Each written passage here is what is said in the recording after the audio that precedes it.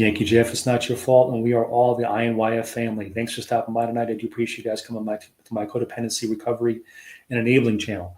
That's a long title. I gotta find something smaller. INYF family, here we are. We're gonna talk tonight about the ripples of addiction. Before we get into that, like, subscribe, leave a comment, let me know I'm not talking to myself.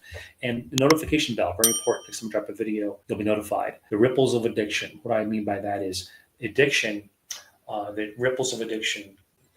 The addiction itself is kind of like if you throw a rock into a calm pool of water, a calm pond. Those ripples just move out and they affect. It could be a half-mile long pond. Eventually the ripples will hit, the little waves will hit both sides of the pond in either direction, because addiction touches all members of the family. The only way it doesn't is if you don't know about it. All right. If you turn a blind eye to it, if you know it's there, but you turn a blind eye to it, it's affecting you because you're not being honest with yourself. Addiction affects every member of the family that's aware of it. Immediate family, extended family, even go as far as neighbors, co-workers, church family, social groups, everything. It affects everyone because everyone acts a little bit different around the loved one. Okay.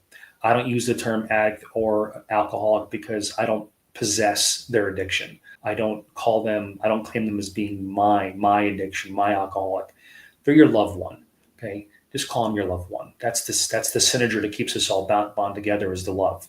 So these ripples, when you expose them, when addiction becomes prevalent, it's the rock that's thrown into the water, maybe the first arrest, the first job loss, the first overdose. That may be the first time you find out about it.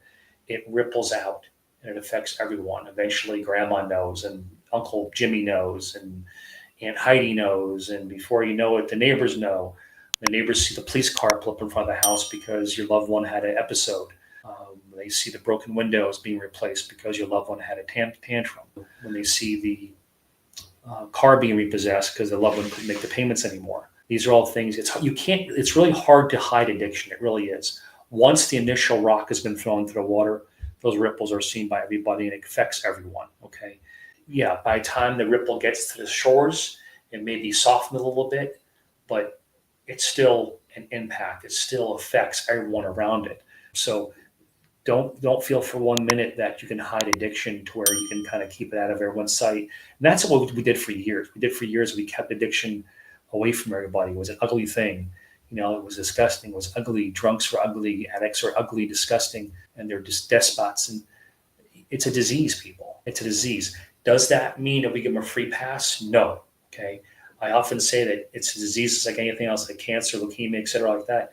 Just like those people, a cancer patient must take their medication or they're not going to survive. An addict or an alcoholic must take their medicine. The medicine is they must go to recovery groups. They must go to their meetings. They must work the steps. They must. Because if they don't, they will die. They will. If a cancer patient stops going to chemo or radiation, they will die. We have to make sure that we don't give them excuses, but at the same time have the understanding that it is actually a disease. Okay.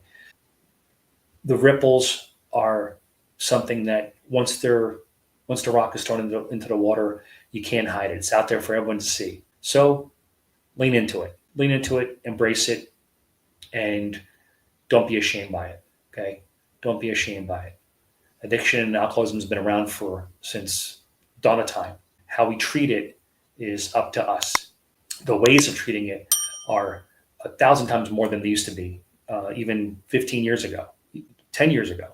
But the problem is, as we found different ways to treat the addiction, we found different addicts. The different addicts, we have fentanyl now that's gone crazy, ketamine, which has gone crazy.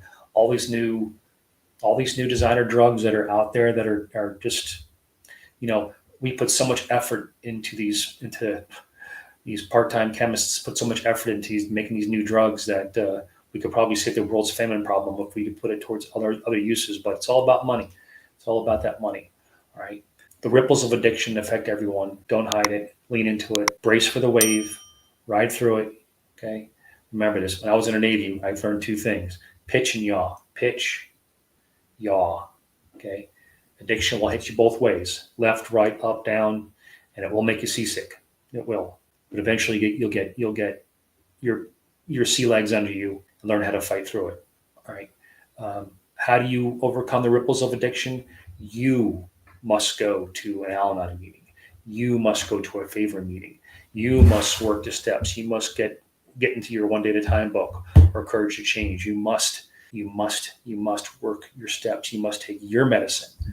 Otherwise, you'll be pulled down to the abyss with them. All right. Quick video tonight. Keep coming back. It works if you work it. Let it begin with you. And by all means, say a prayer for the prayerless. Guys, this program works if you work it. I'm living proof of it. All right. Living proof of it. This disease has caused me to stress out, gain weight, lose weight. I mean, look at me. Look at these wrinkles. I'm 27 years old. Look at me. 27 years old. Not a hair on my head. Just kidding. All right, guys. I do appreciate you guys stopping by. God bless you all. I will talk to you soon. I love you all. And by all means, keep coming back, okay? Say a prayer for the prayers, guys. God bless you.